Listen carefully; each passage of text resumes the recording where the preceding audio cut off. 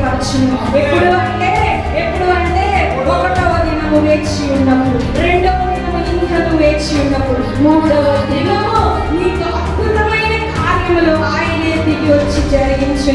నీకేం కావాలో అది రాసుకో అని ఆయనే ఆ యొక్క పత్రాలు డాక్యుమెంట్స్ నీకే ఇచ్చి వాడే ఉన్నాడు. ప్రార్థన ద్వారా వ్యతిరేకముగా రూపించబడిన పోవడమే కాక ఎవరైతే రూపిస్తూ ఉన్నారో వారే ఆ గుండెలో పడిపోతున్నారు, వారే ఆ ఊరిపోయి వేలాడుతూ ఉన్నారు, వారి అధికారములన్నీ తీయబడి వీరితో చూస్తున్నారు. మార్చివేయడం కాదు, యువతను చంపివేయాలన్న ఆలోచన తీసివేయడం కాదు. అసలు మీకు ఏమేమి కావాలో అవన్నీ రాసుకోండి అని సంతకం పెట్టి వైట్ పేపర్ ఇచ్చేసాడు. నిర్గమకాండము 19వ అధ్యాయము 10వ వచనము. యెహోవా మోషేతో, నీవు ప్రజల యొద్దకు వెళ్ళి నేడును రేపును వారిని పరిశుద్ధపరచుము. వారు తమ బట్టలు ఉదుపుకొని మూడవ నాటికి సిద్ధముగా ఉండవలెను. మూడవ నాడు యెహోవా ప్రజలందరి కన్నుల ఎదుట సీనాయి పర్వతము మీదకి దిగి వచ్చును. హల్లెలూయా, హల్లెలూయా, హల్లెలూయా. ఏం జరుగుతున్నదంటే మోషే గారు ఐగుప్తు నుండి ఇజ్రాయేల్ని నడిపిస్తూ ఉన్న ఆ యొక్క దినముల్లో ఇజ్రాయేల్ ప్రజలందరూ కూడా ఆ యొక్క అరణ్య మార్గంలో నడుచుకుంటూ వస్తూ సీనాయి అరణ్యంలో ఉండిపోయి ఉన్నారు. అక్కడ మోషే గారితో మన దేవాది దేవుడు ఏమి చెప్తూ ఉన్నాడంటే, ఇజ్రాయేల్ ప్రజలందరినీ నీవు 3 దినాలు అనగా ఈ రోజు రేపు 3వ దినముకు ఉపవాసం ఉండి ప్రార్థనలో ఉండి వారి ముందులాగున నీవు వారిని సిద్ధపరచు, 3వ నాడు నేను వస్తాను అని ఆయన వాగ్దానం చేస్తూ ఉన్నాడు. హల్లెలూయా, హల్లెలూయా. అయితే జూన్ 1వ తారీఖు, 2వ తారీఖు, ఈరోజు 3వ తారీఖు మనందరితో యెహోవా దేవుడు మన మధ్యలో ఉన్నాడు. హల్లెలూయా, హల్లెలూయా. పై వచనాలు కూడా చూద్దాము. 19వ అధ్యాయం 1వ వచనం చూద్దాము ఒకసారి. ఇశ్రాయేలీయులు ఐగుప్తు దేశం నుండి బయలుదేరిన 3వ నెలలో, వారు బయలుదేరిన నాడే 3వ నెల 6వ దినం. ఇంకా స్పెషల్ ఏంటి అంటే వారు ఐగుప్తు నుంచి బయలుదేరి 3 నెలలు, అది 3వ నెల మొదటి రోజు అంట. హల్లెలూయా, హల్లెలూయా, హల్లెలూయా. మొదటి రోజు వారు ఆ యొక్క సీనాయి అరణ్యంలో ఉండి యెహోవా దేవుని మాట కొరకు ఆ 3వ నెలలో అడుగు పెట్టిన వారిగా ఉన్నారు. మనము కూడా ఈరోజు 3వ రోజు యెహోవా మాటలు తీసుకోవడానికి సిద్ధపడి ఉన్నాము. హల్లెలూయా. ఆయన వాగ్దానములను తీసుకోవడానికి సిద్ధపడి ఉన్నాము. హల్లెలూయా. అప్పటిదాకా ఐగుప్తులో ఎన్నో బాధలను, బానిస బ్రతుకును అనుభవించిన ఇశ్రాయేలు జనాంగము మరలా అరణ్య మార్గంలో వస్తూ ఉండగా ఎన్నో ఇబ్బందులు, ఎన్నో అడ్డంకులతో ఎంతో మంది వారిని తరుముచూ ఉంటే వాటన్నిటిలో నుంచి వారు ఇబ్బందికరమైన బ్రతుకులో నుంచి వస్తూ ఒక ఆ రోజు నుంచి మొదలుపెట్టి అప్పటికి 3వ నెల మొదలైనదంట. హల్లెలూయా.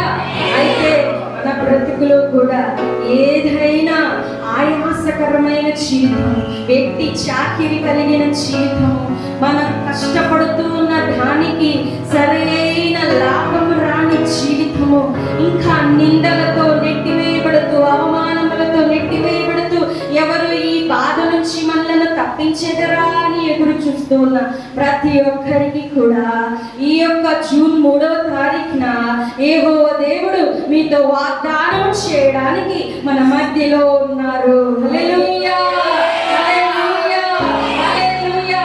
ఏ రోగము నీకు ఉన్నదో, ఏ యొక్క అసమానత ఉన్నదో, ఏ యొక్క అసమాధానం ఉన్నదో, ఏది నీవు చేయలేకుండా ఉన్నావో 3వ దినము మంచి దినముగా, ఆయన ఏర్పాటు చేసిన దినముగా, ఆయన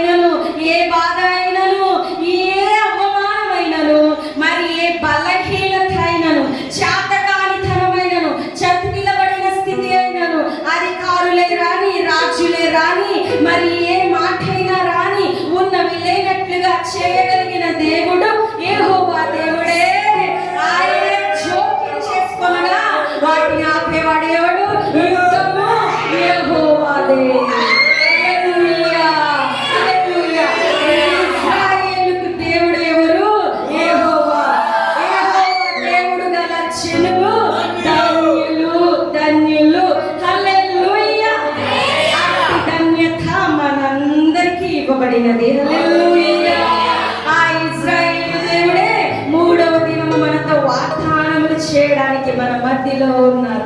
సింహాసనాసీనుడై ఉన్నారు. ఆ దేవాది దేవుడికి మరి ఒకసారి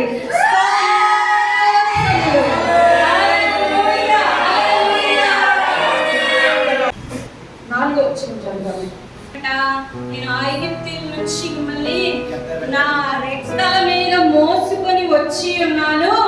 అయితే ఇప్పుడు మీరు నాకు స్వకీయ సంపాద్యమగును. హల్లెలూయా. అంటే సొంతగా నేను నా సొంతం చేసుకున్న ప్రజలు అని అర్థం. స్వకీయ సంపాద్యమగును అంటే సొంతగా నేను సంపాదించుకున్నది అని అర్థం. యెహోవాకి సొంతమై ఉండగా వేరొక యజమానుడు ఉండునా? యుగాల్లో ఉండడు, ఎక్కడో ఉండడు, ఏది అడ్డు రాదు. అది యెహోవాది అని ముద్ర వేయగా ఆ ముద్రను చెడువాడు పుట్టలేదు, మరి పుట్టడు కూడా. సంపాద్యమగును అంట. అది యెహోవాకు స్వాస్థ్యమగునంట. అది యెహోవాదే. అది యెహోవా కొరకే పుట్టబడినది, యెహోవా కొరకే పెరుగును, యెహోవా కొరకే చచ్చును అనే ఒక ముద్ర వేసి ఉన్నాడంట ఆ ప్రజల మీద. ఎవరు ఆ ప్రజలంటే ఇశ్రాయేలు జనాంగం. హల్లెలూయా. నా రెక్కల మీద మోసుకొని మిమ్మల్ని ఈ అరణ్యములో తీసుకువచ్చిన వాడను, మిమ్మల్ని ఆ యొక్క ప్రతి బాధ నుండి విడిపించిన వాడను నేనే.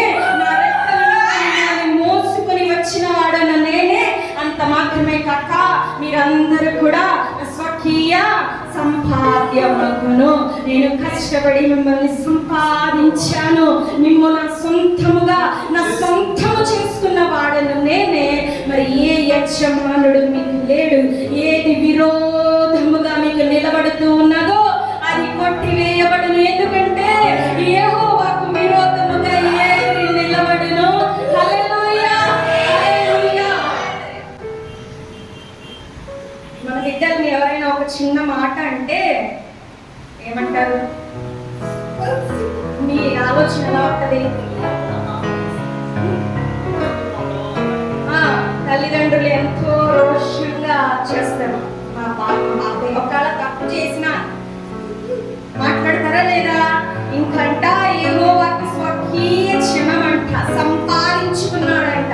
మరి ఎవరైనా ఒక చిన్న మాట గాని కన్నెత్తి గాని చూస్తే దేవుడు ఊరుకుంటాడా? మీ వైపు కన్నెత్తి చూచుటకైనను, మాట్లాడుటకైనను, ఎదురుగా నిలబడుటకైనను విరోధముగా మరి ఏది నిలబడదు. ఎందుకంటే యెహోవా స్వాస్థ్యముగా మీరు మనము ఉన్నాము కనుక. హల్లెలూయా. హల్లెలూయా. అయితే ఆ స్వకీయ సంపాద్యముగా ఉన్న ఆ జనములకు దేవుడు ఏం చెప్తూ ఉన్నాడంటే 3 దినములు సిద్ధపడండి. 3 దినములు ఉపవాసం ఉండిన తర్వాత అనగా 3వ దినము నాడు నేను మిమ్మల్ని కలుసుకుంటాను అనే యొక్క మాటను చెప్తూ ఉన్నాడు. 11వ వచనం చదువుదాం. 3వ నాటికి సిద్ధముగా ఉండవలెను. 3వ నాడు యెహోవా ప్రజలందరి కన్నుల ఎదుట సీనాయి పర్వతము మీదకి దిగి వచ్చును. చాలండి. హల్లెలూయా. అది వేరే సబ్జెక్ట్, ఇంకోసారి ఎప్పుడైనా మాట్లాడుకున్నాము. ముట్టవద్దు, ఎవరిని రావద్దు, ఒక్క మోషేనే ఇంకా అహరోనును మాత్రమే దేవుడు రమ్మని చెప్తూ ఉంటాడు. కాదు అని వచ్చిన వారు అక్కడే లయమైపోయినట్లుగా వాక్యం ఉంటది. అయితే అవన్నీ కూడా వేరే, అది మనం తర్వాత మళ్ళా ఎప్పుడైనా మాట్లాడదాం. ఇక్కడ వరకు మనం ఈ రోజు మాట్లాడుకుందాము. అయితే 3వ రోజున ప్రజలందరి కన్నుల ఎదుట సీనాయి పర్వతము మీదకి దిగి వచ్చును.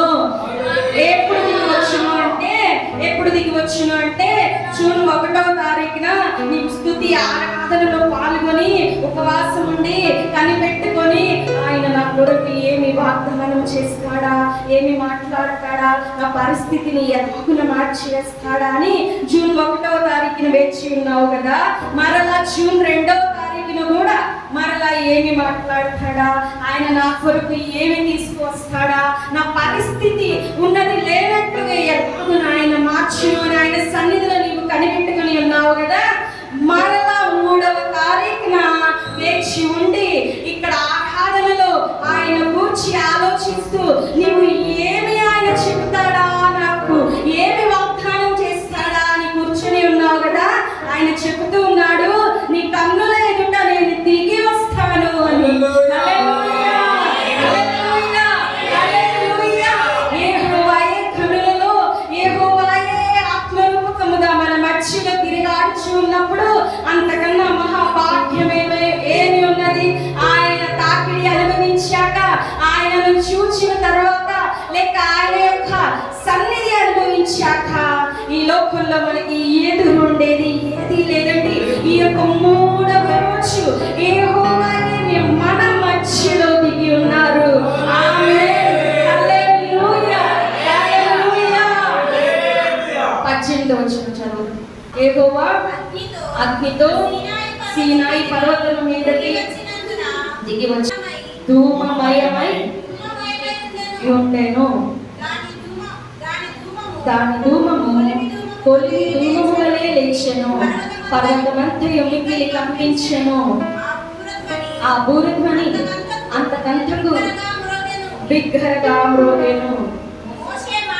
మోషే మాట్లాడుచుండగా దేవుడు కంఠస్వరము చేత అతనికి ఉత్తరం ఇచ్చెను. హల్లెలూయా.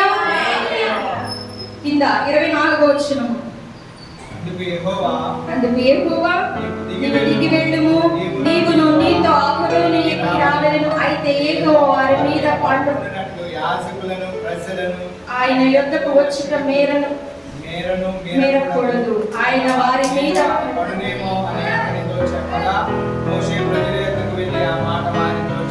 హల్లెలూయా, హల్లెలూయా, హల్లెలూయా.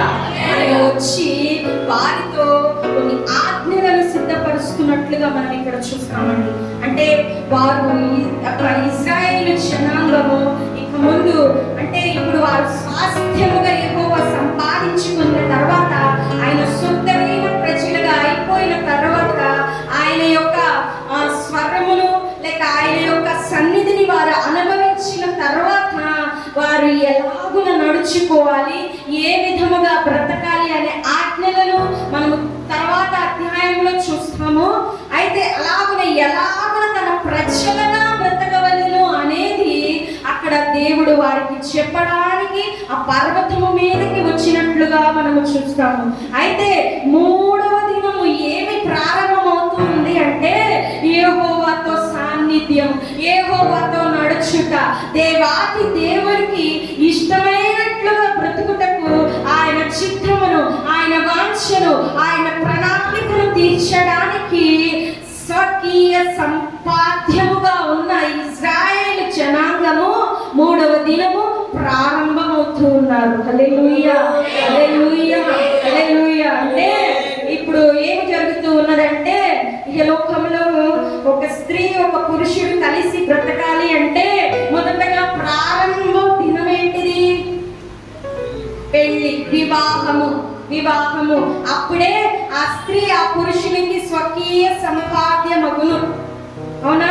అయితే ఇప్పుడు ఇక్కడ కూడా ఏం జరుగుతూ ఉన్నదంటే, యెహోవా దేవుడు ఇశ్రాయేలు జనాంగాన్ని సొత్తుగా చేసుకొని వారికి నియమ నిబంధనలను ఏర్పరుస్తూ ఉన్నాడు. హల్లెలూయా. ఇదిగో నా భార్య, నీవు నా కుటుంబంలో ఇలాగున ఉండవలెను, అప్పుడే నా బాధ్యతలన్నీ కూడా నీవు తీసుకొని చేసే స్త్రీగా, ఉత్తమమైన స్త్రీగా, నా భార్యగా ఉండేదవు అని ఒక స్త్రీతో, అనగా సంఘము అనే భార్యతో, అనగా సంఘము అనగా ఇశ్రాయేలు జనాంగముతో దేవాది దేవుడు పలుకుచూ ఉన్నాడు. హల్లెలూయా. మూడవ దినము వారి కలిసి బ్రతకడానికి, యెహోవా దేవుడితో కలిసి అడుగులు వేయడానికి మూడవ దినము మొదలైపోయినది, ప్రారంభ దినముగా ఉండినది. హల్లెలూయా. అట్టి దినముగా మన బ్రతుకులు కూడా దేవాది దేవునితో కలిసి బ్రతకడానికి ఈ రోజు ఆయన మన మధ్యలోకి వచ్చి ఆయన యొక్క వాగ్దానములను, ఆయన యొక్క ఆత్మను, ఆయన యొక్క సన్నిధిని, ఆయన నా సొంతమైన ప్రజలు మరి ఇంకా ఎవరు కూడా వీరిని ముట్టుటకు వీలు లేదు అనే వాగ్దానములు ఇప్పుడు మనము పొందుకొని ఉన్నాము. హల్లెలూయా. మూడవ దినము నాడు అలాగున సొంతముగా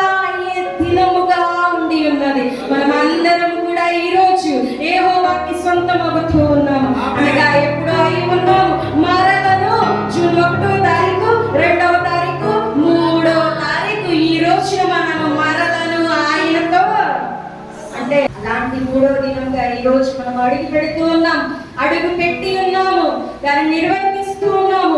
ఉత్తమమైన సంఘముగా, ఇశ్రాయేలు జనాంగముగా, సాటి అయిన భార్యగా ఎలాగున నడుచుకోవాలో కొన్ని నిబంధనలు ఆయన ఏర్పరిచి ఉన్నాడు. ఇంకా ఎస్తేరు గ్రంథము 5వ అధ్యాయము, ఇక్కడ కూడా మూడవ దినము గూర్చి మాట్లాడుతూ ఉన్నారు. అది మీతో మాట్లాడాలని పరిశుద్ధాత్ముడు మన మధ్యలో ఉన్నారు. ఎస్తేరు గ్రంథము 5వ అధ్యాయము 1వ వచనం. మూడవ దినమందు ఎస్తేరు ధరించుకొని రాజు నగరు యొక్క ఆవరణములో రాజు సన్నిధికి వెళ్ళి నిలిచెను. హల్లెలూయా. ఏమేంటండి? ఏ రోజు వెళ్ళినది? మూడవ దినమున వెళ్ళి రాజు యొక్క ఆవరణలో నిలిచినది. ఎందుకని అంటే ఈ యొక్క సన్నివేశం అంతా మనందరికీ తెలిసే ఉన్నది. ఏమంటే ఎస్తేరు ఆ యొక్క యూదా ప్రజలను, అనగా యూదులను చంపివేయాలన్న ఆ యొక్క ఆజ్ఞను తీసివేయడానికి, తన ప్రజలను కాపాడుకోవడానికి రాజు దగ్గరికి వెళ్ళి ఆ యొక్క మూడవ దినము నిలబడతాడు. అయితే మూడవ దినము కన్నా ముందు ఏమి జరిగినది? ఒకసారి 4వ అధ్యాయం 15వ వచనం చదువుదాము. నీవు పోయి షూషనునందు కనబడిన యూదులందరినీ సమాజ మందిరములకు సమకూర్చి నా నిమిత్తము ఉపవాసముండి 3 దినములు అన్నపానములు చేయకుండిడి.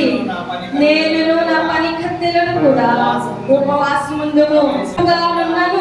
నేను రాజ్యమునకు ప్రవేశించెదను. హల్లెలూయా. ప్రవేశించుట ఏమైనదంట? న్యాయ వ్యతిరేక్తముగా ఉన్నది అంట. అంటే రాజు యొద్దకు వెళ్ళడానికి అక్కడ అవకాశం లేదు. ఎందుకు ఆమె వెళ్ళాలి అనుకుంటుంది అంటే తన ప్రజలను కాపాడడానికి, నశించిపోబోతున్న యూదులను కాపాడడానికి, ఆమెను ఇంకా యూదులను ఎక్కడ మరణములో నశించిపోతారో ఇంకా ఆ యొక్క యూదులు అనే వారే లేకుండా చేయాలి అని వారు ఆ యొక్క ఆజ్ఞను తీసుకువచ్చి ఉండగా మేము ఎక్కడ నశించిపోతామా అని 3 దినములు, 1వ దినము ఉపవాసం ఉండి, 2వ దినము ఉపవాసం ఉండి, 3వ దినము రాజు యొద్దకు వెళ్ళి ఆ యొక్క ఆవరణములో నిలబడి ఉన్నదంట. అసలు అలాగున వెళ్ళుటకు అర్హత లేనిదిగా, వ్యతిరేకముగా, రాజు ఆజ్ఞను మీరి వెళ్ళే విధముగా అది ఉన్నను కూడా ఆమె వెళ్ళేది ఎన్నో దినము? 3 దినములు. ఏమి చేసి వెళ్ళినది? ఉపవాసం ప్రార్థన చేసి వెళ్ళగా ఏ రాజా ఆజ్ఞ అయినా కొట్టివేయబడును. ఉపవాసం ఉండి నీవు 3వ దినము అడుగు పెట్టు, నీకు విరోధముగా ఏ ఆయుధము రూపించబడదు. అది ఏదైనా నీవు ప్రార్థన చేసి బ్రతిమిలాడి అయ్యా నాకు కావాలను అని నువ్వు అడిగినట్లయితే అది నిజముగా దేవుని చిత్తమే, నీవు కోరిన కోరిక న్యాయమైనది, తండ్రి ఆజ్ఞను మీరినది కాకుండానదైతే ఖచ్చితముగా 3వ దినము పూర్తి కాకముందే దేవాది దేవుడు అది నీ కొరకు సిద్ధపరిచించును. అది రాజుకు వ్యతిరేకమంట, అది రాజుకు ఆజ్ఞకు విరోధమైనది. అసలు ఆవరణంలోనికి ఆయనకి విరోధముగా వెళితే అక్కడే ఆయన చంపివేస్తాడేమో. యూదులను కాపాడుకోవడం ఏముంది, ఇంకా అక్కడ వ్యతిరేకముగా ఆమె వెళ్ళినందుకే అది ఏమైపోను. కానీ ఆమె ఉట్టిగా వెళ్ళలేదు, ఉట్టి ఎస్తేరుగా వెళ్ళి నిలబడితే వ్యతిరేకముగా వచ్చినందుకు ఆమె లయమైపోను. ఆమెతో పాటు ఆల్రెడీ సిద్ధమై ఉన్న ఆ యొక్క యూదులను చంపివేయాలనే ఆజ్ఞ కూడా ఖచ్చితంగా జరిగిపోయి ఉండేది. కానీ ఆమె వెళ్ళేది ఉట్టి ఎస్తేరు రాణిగా మాత్రమే కాక ఎలాగున వెళుతూ ఉన్నదంటే ఉపవాస ప్రార్థన వెనకాల 1 రోజు 2 రోజులు అయిపోయి 3వ దినము వెళ్ళి నిలబడుతూ ఉన్నది కనుక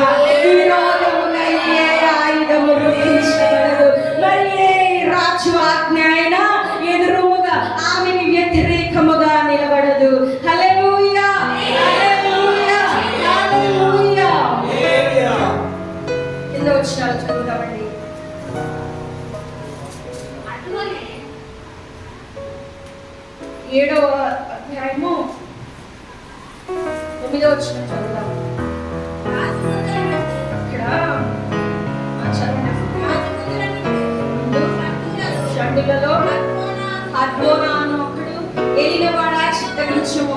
రాజు మేలు కొరకు మాట్లాడిన మొర్దెకైని ఉరి తీయుటకు హామాను చేయించిన 50 మూరల ఎత్తుగల ఉరికొయ్య హామాను ఇంటి యొద్ద నాటబడి ఉన్నదనగా రాజు దాని మీద వారి ఉరి తీయుడని ఆజ్ఞించాడు. హల్లెలూయా, హల్లెలూయా. హామాను అనగా వీరికి అనగా యూదులకు వ్యతిరేకముగా ఒక ఆజ్ఞను లేక ఒక మాటను యూదులను చంపివేయాలి అనే వాటిని సిద్ధపరుస్తూ ఉన్న ఈ యొక్క యూదులకు వ్యతిరేకముగా ఉన్నవాడు. యూదులు అనగా దేవుని జనాంగముకు వ్యతిరేకముగా పోరాడుచు ఉన్నవాడు హామాను. అయితే దేవుని బిడ్డలైన యూదులలో ఒకడైన ఇంకా ఎస్తేరు రాణి యొక్క బాబాయి అయిన మొర్దెకైనే చంపివేయాలని ఒక ఊరిని సిద్ధపరిచి ఉంచినాడు. అయితే ఈమె ప్రార్థించి ప్రతి విషయాన్ని వేడుకొనటం వలన ఎవరైతే విరోధముగా రూపిస్తూ ఉన్నారో, ఎవరైతే అన్నిటినీ ఊరులు కూడా సిద్ధపరిచి ఉన్నారో, చంపివేయాలని అన్ని ఏర్పాటు చేసి ఉన్నారో, ఆ ఊరి కొయ్య మీద ఆ హామానే చంపివేయబడేటట్లు అది రాజు ఆజ్ఞే అయ్యేటట్లుగా ఆ మొత్తము జరిగిపోయి ఉన్నది. వచనాలన్నీ మీరు ఇంటికి వెళ్ళిన తర్వాత చదవండి, వాటిని వివరించడానికి టైం సరిపోదు. కానీ అయితే అలాగున రాజు నోటి నుంచే ఆ యొక్క విరోధముగా ఉన్న వ్యక్తిని చంపివేసి మొర్దెకైకి అనగా యూదుడికి ఏ ఊరిని సిద్ధపరిచి ఉంచినాడో, యూదుడికి వ్యతిరేకముగా ఉన్నవాడే ఆ ఊరి కొయ్య మీద వేలాడబడి ఉన్నాడు. హల్లెలూయా. ఒక సామెత ఉన్నది కదా, తను తీసుకున్న గోతిలో అలాగున యూదుల కొరకు సిద్ధపరిచిన ఉరి కొయ్య మీద ఆ యొక్క విరోధముగా రూపించిన వాడే సాతానియే, అపవాదియే ఉరి కొయ్య మీద వేలాడబడేటట్లుగా ఆ యొక్క ఉపవాస ప్రార్థన 1వ దినము 2వ దినము అయిపోయిన తర్వాత 3వ దినము జరుగుతూ ఉన్నది. హల్లెలూయా. 8వ వచనము 2వ వచనము 8వ అధ్యాయం 2వ వచనం అండి. రాజు హామాను చేతిలో నుండి తీసుకొని తన ఉంగరమును మొర్దెకైకి ఇచ్చెను. ఎస్తేరు మొర్దెకైని హామాను ఇంటి మీద అధికారిగా ఉంచెను. హల్లెలూయా. హామాను అనగా యూదులకు వ్యతిరేకముగా ఉన్న వ్యక్తిని చంపివేయడమే కాక అతనికి ఏ అధికారమైతే ఉన్నదో, హామానుకు ఏ అధికారం ఉన్నదో, రాజు యొక్క ఉంగరము ఆ యొక్క ముద్ర అంటే రాజు ఉంగరానికి ఉన్న ఆ యొక్క అధికారము చాలా గొప్పది. ఇప్పుడు మనకైతే గ్రీన్ సైన్స్ ఇప్పుడు ఒక రిజిస్టర్ ఆఫీసర్ సిగ్నేచర్స్ స్టాంపు అవన్నీ కూడా ఒక ఆఫీస్ లో ఏదైనా పని జరగాలంటే ఇప్పుడు అవి అవసరమై ఉన్నది. పూర్వపు రోజుల్లో రాజు యొక్క ఉంగరపు ముద్ర వేస్తే సైన్ చేసి ఒక సీఎం ప్రైమ్ మినిస్టర్ లేక సంతకం చేసి ఇచ్చినట్లుగా. హల్లెలూయా. ఆ ఉంగరం అంట హామాను దగ్గర ఉంది. హామాను అనగా దేవుని ప్రజలకు వ్యతిరేకంగా ఉన్నవాడు. అతని హామాను చంపివేయడమే కాక అతని దగ్గర ఉన్న అధికారపు ఉంగరము యూదులకు వచ్చేసినది, మొర్దెకైకి వచ్చేసి ఉన్నది. హల్లెలూయా. ప్రార్థన ద్వారా వ్యతిరేకముగా రూపించబడినవన్నీ పోవడమే కాక ఎవరైతే రూపిస్తూ ఉన్నారో వారే ఆ గుంటలో పడిపోతూ ఉన్నారు, వారే ఆ ఉరికొయ్యకి వేలాడుతూ ఉన్నారు, వారి అధికారములన్నీ తీయబడి వీరికి వచ్చేస్తూ ఉన్నది. హల్లెలూయా, హల్లెలూయా. ఇంకా కింద వచనం చూద్దాము, 5వ వచనం చూద్దామండి. 5వ వచనం మారుడైన అగాగీయుడకు రాయించిన తాకీదు చొప్పున జరగకుండానట్లు వాటిని రద్దు చేయుటకు ఆజ్ఞానీయుడే. హల్లెలూయా. కింద 8వ వచనం చూద్దాం. అయితే రాజు పేరిట వ్రాయబడి రాజ ఉంగరముతో ముద్రింపబడిన తాకీదును ఏ మానవుడు మార్చగలడు? కానీ దేవాది దేవుడు మార్చగలడు. ఇంకా కాగా మీకు ఇష్టమైనట్లు మీరు రాజునైన నా పేరిట యూదుల పక్షమున తాకీదు వ్రాయించి రాజు ఉంగరంతో దాన్ని ముద్రించుడి. హల్లెలూయా, హల్లెలూయా. అసలు ఆ యొక్క ఉంగరము ముద్ర వేస్తే దాన్ని ఎవ్వరు మార్చలేరు. ఇక రాజ్యంలో అది ఏదేమైపోయినా అది జరగవలసినది, అయితే ఆ ఉంగరపు అధికారమే మొర్దెకైకి దేవుని ప్రజలకు వచ్చి ఉన్నది. అయితే ఆ ఉంగరము మీ దగ్గరే ఉన్నది కనుక ఆ యొక్క తాకీదులు అనగా డాక్యుమెంట్స్ మీద మీకు ఇష్టమైనట్లు మీరు రాసుకొని సంతకాలు పెట్టేసుకోండి అని రాజుగారు చెప్తూ ఉన్నారు. హల్లెలూయా, హల్లెలూయా, హల్లెలూయా. అసలు మార్చివేయడం కాదు, యూదులను చంపివేయాలన్న ఆలోచన తీసివేయడం కాదు, అసలు మీకు ఇంక ఏమేం కావాలో అవన్నీ రాసుకోండి అని సంతకం పెట్టి వైట్ పేపర్ ఇచ్చేసాడు. హల్లెలూయా, హల్లెలూయా, హల్లెలూయా. రాజ్యం మొత్తం రాసుకుంటారా? రాసుకోండి. హల్లెలూయా. అసాధ్యమైన కార్యములన్నీ కూడా సాధ్యపరచును. ఎప్పుడు అంటే 1వ దినము వేచి ఉన్నప్పుడు, 2వ దినము ఇంకను వేచి ఉన్నప్పుడు, 3వ దినము నీకు అద్భుతమైన కార్యములు ఆయనే దిగి వచ్చి జరిగించును. నీకేది కావాలో అది రాసుకో అని ఆయనే ఆ యొక్క పత్రాలు డాక్యుమెంట్స్ నీకే ఇచ్చి వాడై ఉన్నాడు. హల్లెలూయా, హల్లెలూయా, స్తుతించకుండా ఉండలేమండి. ఆయన నామం అంత గొప్పదై ఉన్నది. హల్లెలూయా. అలాగున ఏది ఇంకా విరోధముగా ఉన్న వాటిని లయపరచడమే కాక మీకు ఎట్టి ఆజ్ఞలు కావాలో ఆజ్ఞలు రాసుకోండి అని ఇచ్చి వేస్తూ ఉన్నాడు. ప్రార్థనకు అసాధ్యమైనది ఏది లేదు. నువ్వు యెహోవా పాదముల యొద్ద పడి యేసుక్రీస్తు నామములో నువ్వు బ్రతిమలాడుకుంటే, దాన్ని పెట్టి ప్రార్థన చేస్తే, ఇంకా నువ్వు వేచి ఉంటే ఖచ్చితంగా యెహోవా దిగి వచ్చి నీ ఊహకు అందని కార్యములు తప్పక చేయను అండి. హల్లెలూయా. వేచి ఉండుటలో 3వ దినము పూర్తి చేయబడే ఆశీర్వాదాలు బహు గొప్పగా ఉంటవి. అవి మాటలకు అందనివి. అయితే ఎస్తేరు అనుకుని ఉంటది ఈ యొక్క మరణ శాసనం తీసివేస్తే చాలు అని. కానీ అది కాలకు ఉంగరం ఇవ్వడమే కాక ఏది కావాలంటే అది రాసుకోండి అని రాజ్య ఆజ్ఞ ఇచ్చి ఉన్నాడు. ఎస్తేరు కూడా ఊహించి ఉండదు. ప్రార్థన చేస్తూ ఉన్న నీవు నీ యొక్క పని జరగవలనని నీవు కొంచెం వరకు మాత్రమే చేస్తూ ఉన్నావేమో, కానీ నీ ఆలోచనకు మించినది పట్టజాలంత విస్తారముగా నీ ప్రార్థనకు ప్రతిఫలము ఆయన దయచేయును. నువ్వు ఒక్క ఇంటిని అడుగుతూ ఉన్నావేమో, ఆయన నువ్వు ఊహించినంతగా 100 ఇళ్లను నీకు రాసి ఇచ్చేదేమో. ఒక్క కార్యం గురించి చూస్తూ ఉన్నావేమో, నీవు ఊహించినంతగా ఆయన మిగిలి ఉన్న ప్రతి కార్యమును మాత్రమే కాక నీవు ఎప్పుడు అందుకోలేని వాటిని కూడా ఆయన నీ సొంతము చేయును. ఎందుకంటే సర్వాధికారి అయిన దేవుడు సర్వమును సృజించిన వానికి అడ్డు ఏమి ఉన్నది? సకలము ఆయనవై ఉండగా ఆయననే నీవు బ్రతిమలాడుకొనుచు ఉండగా రాజ్య ఆజ్ఞ ఇచ్చు వాని యొద్దకే నీవు వెళ్ళి బ్రతిమలాడితే మొత్తం నీకు ఏది కావాలో అది తీసుకో. హల్లెలూయా. లూకా సువార్త 24వ అధ్యాయం. మన యేసు ప్రభువారు 3వ దినము లేచిన విధమును చూద్దాం. 24:46 వచనంలో క్రీస్తు శ్రమపడి 3వ దినమున మృతులలో నుండి లేచుననియు యెరూషలేము మొదలుకొని సమస్త జనములలో ఆయన పేరిట మారు మనస్సును పాప క్షమాపణయు ప్రకటింపబడుననియు రాయబడి ఉన్నది. హల్లెలూయా. యేసుక్రీస్తు వారు 3వ దినమున లెగిచుట ద్వారా మనకి పాప క్షమాపణ మారు మనస్సు కలుగుచు ఉన్నదంట. హల్లెలూయా, హల్లెలూయా, హల్లెలూయా.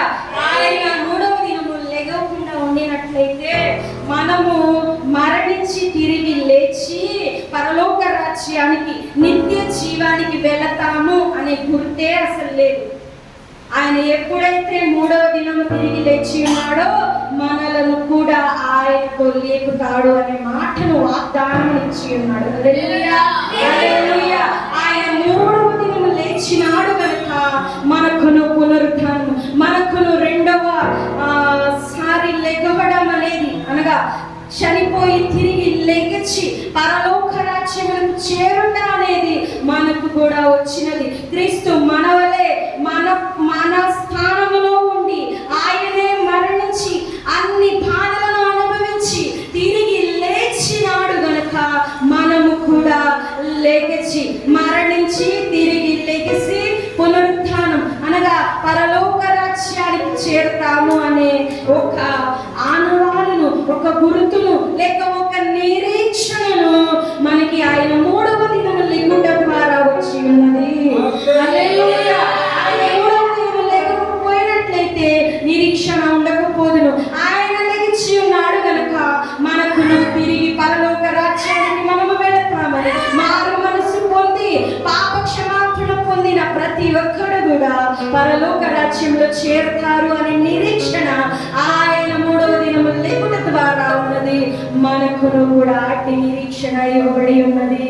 హల్లెలూయా. ఇంకా ఆ యొక్క 3 దినములు ముందు మొదటి రోజున ఆయన శ్రమ పడి ఉన్నారు. ఆయన శ్రమ పడడము, ఆయన మొదటి దినమున రక్తము కార్చడము, వేదన చెందడము, నెట్టివేయబడము, అవమానపరచబడము, చీల్చబడము, ఇవన్నీ కూడా ఆయన శ్రమ పడి భరించి ఉన్నాడు. 2వ దినమున ఇంకా సమాధిలో అనగా ఆయన సమాధిలో మాత్రము కింద ఉన్న జనములను అనగా చనిపోయిన వారిని తిరిగి తీసుకురావడానికి ఆయన వెళ్ళి దేవుని పనిలో ఆయన చిత్తంలో ఏర్పాటులో ఉండి ఉన్నారు. 3వ దినమున తిరిగి లెగిసి అందరికి కనిపిస్తూ నేను మరలా మధ్యాకాశంలో మేఘవాహనుడై వస్తాను అనే వాగ్దానము 3వ దినం చేస్తూ ఉన్నాడు. హల్లెలూయా. హల్లెలూయా. హల్లెలూయా.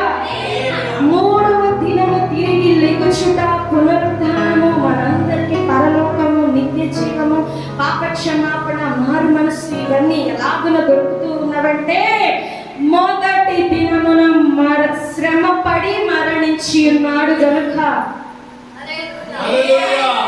ఆయన శ్రమ పడడము, మరణించడము లేకపోయినట్లయితే పునరుత్థానము లేదు. హల్లెలూయా.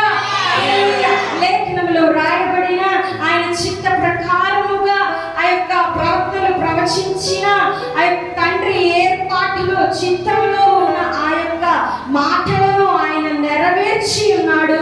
మొదటి దినమున చనిపోవలసి ఉన్నది, 3వ దినమున పునరుత్థానుడై లేవవలసి ఉన్నది. మొదటి దినమున శ్రమపడి మనందరి కొరకు శ్రమపడి చనిపోవలసి ఉన్నది. అయితే మొదటి దినము లేకపోతే 3వ దినము లేనే లేదు.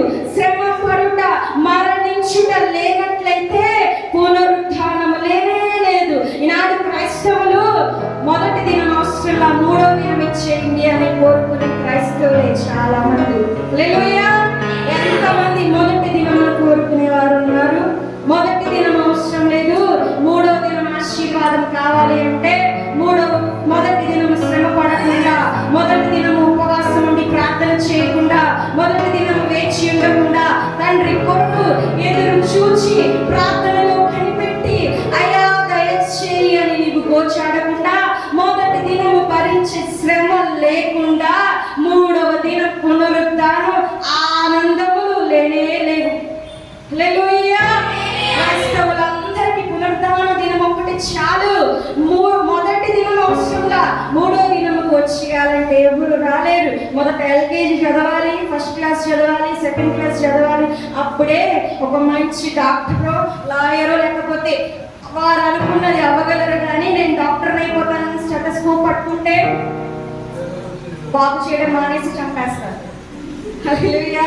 కనుక మొదటి దినము లేని క్రైస్తవుడికి 3వ దిన ఆశీర్వాదం ఏమాత్రము ఉండదు. ఆశీర్వాదములు చాలు. బైబిల్లో ఉన్న వాగ్దానాలన్నీ నాకే కావాలి అంటే ఒక్కటి కూడా నెరవేరదు. ముందు వాగ్దానానికి ముందు రాయబడిన ఆయన ఆజ్ఞలను నీవు అనుసరిస్తేనే తరువాత 3వ దిన వాగ్దానాలు. హల్లెలూయా. మొదట ఆజ్ఞ అనుసరించి నడుచుట నీకు లేనప్పుడు వాగ్దానాలు ఎంత మాత్రము దీవెనలు రావు, ఆశీర్వాదాలు రావు, రానే రావు. క్రైస్తవుడుగా ఈ లోకంలో నీవు శ్రమ పడవలసినదే. శ్రమ పడిన తరువాతే నీవు సువర్ణముగా మార్చబడతావు. నీలోని ఆ యొక్క మట్టి, మురికి, మలినములు అన్ని తొలగి ఒక మంచి ఆ మెరుపు సంతరించుకొని మేలైన పరికరముగా ఆ కోరుకొని తగిన ఆ షోకేస్ లో ఉంచబడే ఆ యొక్క ఆభరణముగా విలువైన పాత్రగా నీవు చేయబడాలి అంటే ముందు నీలో ఉన్న మలినములు, మట్టిలు అవన్నీ పోవడానికి బాగా ఆ యొక్క దానిని రుద్దాలి, కడగాలి, కొట్టాలి. అన్ని చేసిన తర్వాతే అది ఒక ఆభరణముగా, సువర్ణముగా మార్చబడుతుంది. ముందు అలాగున చేయకుండా దానికి విలువ లేదు. ఉట్టిగే భూమిలో నుంచి తీసిన దానికి ఏమాత్రము విలువ ఉండదు. దానికి ఎన్నో మెరుగులు దిద్దాలి, ఎన్నో మార్లు దాన్ని కాల్చాలి, ఎన్నో మార్లు దాన్ని శుద్ధిలో పట్టాలి, ఎన్నో మార్లు దానిలో నుంచి మలినములు వేరు చేసి చేసి చేసి అప్పుడు దాన్ని సువర్ణముగా మార్చి విలువైన ఆభరణముగా, అది ఒక విలువైన పాత్రగా, విలువైన స్థలముల్లో పెట్టబడుతూ ఉన్నది. హల్లెలూయా. మొదటి దినము లేకుండా మూడవ దినం ఎవరికి లేదు. పాప క్షమాపణ, మారు మనసు రాకుండా నీకు పునరుద్ధానం కావాలంటే రాదు. ముందు నీకు మారు మనసు కావాలి, పాప క్షమాపణ కావాలి, అప్పుడే నీకు పునరుద్ధానం ఇవ్వబడను. గుడ్ ఫ్రైడే లేదే ఈస్టర్ లేదు. హల్లెలూయా. కానీ ప్రతి ఒక్కరు ఇంకొకటి గుర్తు పెట్టుకోవాలి, గుడ్ ఫ్రైడే నీ జీవితంలో ఉంది అంటే ఈస్టర్ ఖచ్చితంగా. చనిపోయిన క్రీస్తు భూమిలోనే ఉండునా, తిరిగి లేపబడును. చచ్చి పడే దేవుడు కాదు మన దేవుడు. ఒకడు ఎవడో పాతబడితే, పాతి పెడితే అక్కడే ఉండే దేవుడు కాదు. ఏ బండరాయి క్రీస్తును అందులోనే ఉంచడానికి సమర్థవంతమైన రాయి, ఏ ఆజ్ఞ, ఏ ముద్ర క్రీస్తును ఆపి తండ్రి చిత్తము చేయకుండా అక్కడే ఉంచును. ఏది ఆపలేదు.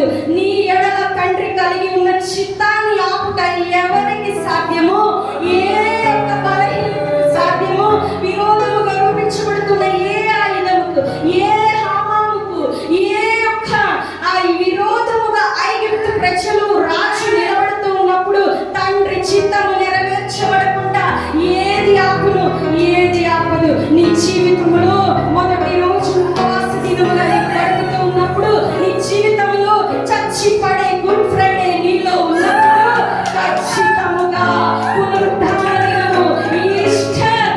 హల్లెలూయా. హల్లెలూయా. ఈ రోజు నీ స్థితి, ఈ రోజు ముద్ర వేసినంత మాత్రాన అయిపోదా, నీవే రాసుకోనే లాభన మన పరిస్థితి మార్చి వేస్తూ ఉన్నాడు. హల్లెలూయా. హల్లెలూయా. ఐగుప్తులోనే ఈ ఫరో కఠినమైన రాజు దగ్గర నేను ఉండిపోతానేమో అని వేదన అవసరంగా నిన్ను నడిపించడానికి ప్రభు ఆత్మే, యెహోవా ఆత్మే దిగి వస్తూ ఉన్నది. హల్లెలూయా. హల్లెలూయా. ఏ స్థితిలో నీవు ఉన్నావో, ఇంకా నువ్వు వేదన పడుచు ఉన్నావో, నీ స్థితి ఐగుప్తులోనే ఆగిపోయినదేమో, నీ స్థితి విరోధముగా, నీ ఆజ్ఞలుగా, నీ స్థితి అన్ని విరోధముగా, ఇది ఎవరు మార్చలేని తనముగా ఉండిపోయి ఉన్నదేమో, వేదన పడకు. నీ స్థితి మరణమైపోయినదేమో, ఇంకా ఈ శరీరము పనికి రాదు అనే విధంగా నీవు గాయపరచబడి, చీల్చబడి ఆఖరి మినిట్ వరకు, అనగా ఆఖరి కొట్టు వరకు కాచేసి ఉన్నావేమో, వేదన పడకు. తండ్రి చిత్తమని ఎడల నెరవేరుతూ ఉన్నది. హల్లెలూయా. హల్లెలూయా. హల్లెలూయా. తండ్రి చిత్తము మొత్తము పూర్తి అయిన తర్వాత, సమాప్తమైన తర్వాత పునరుద్ధానము ఉన్నది. సమాప్తము కాకుండా పునరుద్ధానము లేదు, లేనే లేదు. మరణించుట లేకుండా పునరుద్ధానము లేదు, లేదు.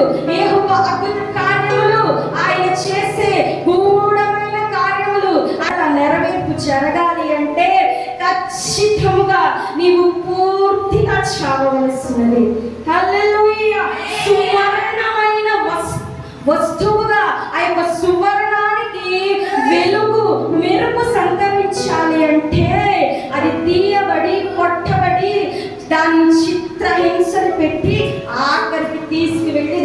మంచి వస్తువుగా నిలబెట్టవలసినది.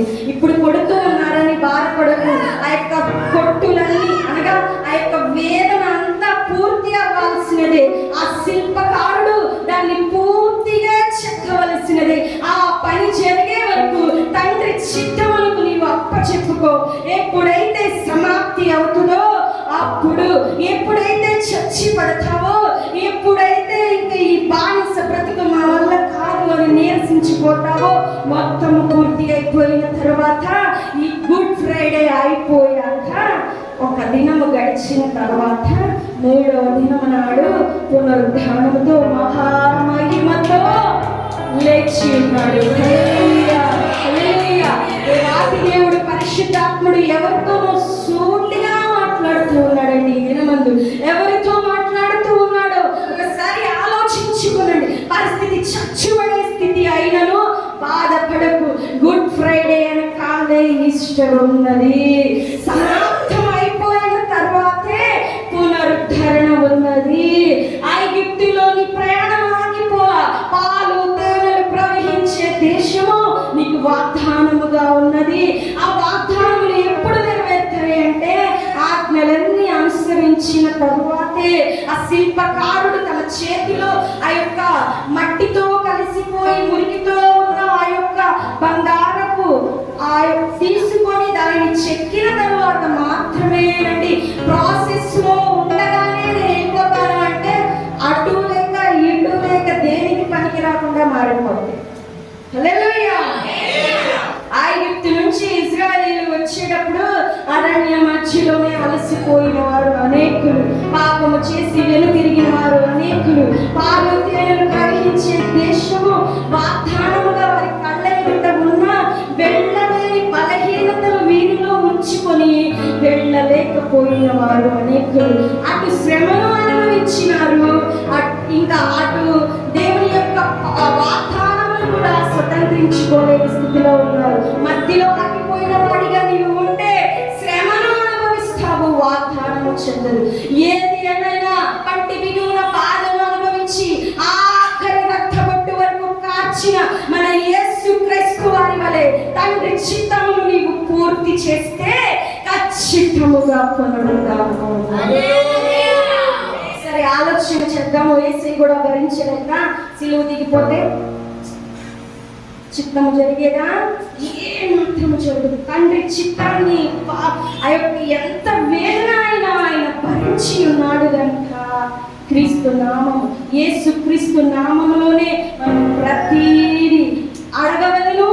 పరలోక రాజ్యములకు ఏది చేరవలనన్నా ప్రతి మానవునిలో నుంచి ఏది చేరవలనన్నా తండ్రి యేసు క్రీస్తు వలనే చేరుకోగలము. హల్లెలూయా. ఇది అంతా ఆయన భరిస్తేనే వచ్చినది, భరించకుండా రాదు. ప్రాసెస్ లో వెళ్ళిపోతాను అంటే రాదు, పూర్తి అవ్వాలి. ఈస్టర్ రోజే అనగా గుడ్ ఫ్రైడేకి ముందే వెళ్ళిపోతానంటే అవ్వదు. ఆ యొక్క శిలువ యాగము పూర్తి అవ్వాలి, అప్పుడే ఈస్టర్ వస్తుంది. హల్లెలూయా, హల్లెలూయా. మనందరము ఎవరెవరు ఇంకను ఆలసిపోతూ ఉన్నారో ఆలసిపోవాకండి. ఎందుకంటే వాగ్దానములు స్వతంత్రించుకోకుండా వెను తిరిగే ఇశ్రాయేలుగా నీవు ఉంటే అటు ఫరో దగ్గరికి వెళ్ళలేవు, అటు ఐగుప్తు దేశానికి వెళ్ళలేవు, ఇటు పాలు తేనెలు ప్రవహించు దేశానికి కూడా వెళ్ళలేక మధ్యలోనే నీ స్థితి. ఏ గ్రద్దలు పీకినో, ఏ అడవి జంతువులు నిన్ను పీకెళ్ళునో లాక్కెళ్ళునో ఎవడు కాపలా ఉండడు గనుక మధ్యలో ఆగిపోమాక నడువు. హల్లెలూయా. దేవాది దేవుడే వెలుగై పగలు మేఘ స్తంభమై రాత్రి అగ్ని స్తంభమై నీకు తోడుగా ఉండి నిన్ను నడిపిస్తూ ఉంటే అట్టుగా వచ్చే ఏ సైన్యాన్నైనా సముద్రాన్నైనా గోడనైనా మరి దేన్నైనా ఆయన క్రోలదొస్తూ ఉంటే ఆయన నామాన్ని పట్టుకొని ఆయన యందు నిలచి నీవు నడిచినట్లయితే పాలు తేనెలు ప్రవహించి వాగ్దాన భూమిలో ఖచ్చితముగా నేను నిలబెడతాడు. మధ్యలో ఆగిపోతే ఏ అడవి జంతువులు, ఏ కుక్కలు నక్కలు, ఏ వ్యర్థమైన బ్రతుకులు నీవు పోతావో ఆలోచించుకో గనుక మధ్యలో ఆగిపోక ఏది ఏమైనా తండ్రి నామమును పట్టుకొని పట్టు బిగువున బాధను భరించిన క్రీస్తు వలె ఆఖరి పట్టు వరకు నీవు పూర్తి చేస్తే ఖచ్చితముగా పునరుద్ధానపు ఆరాధన ఉన్నది. హల్లెలూయా.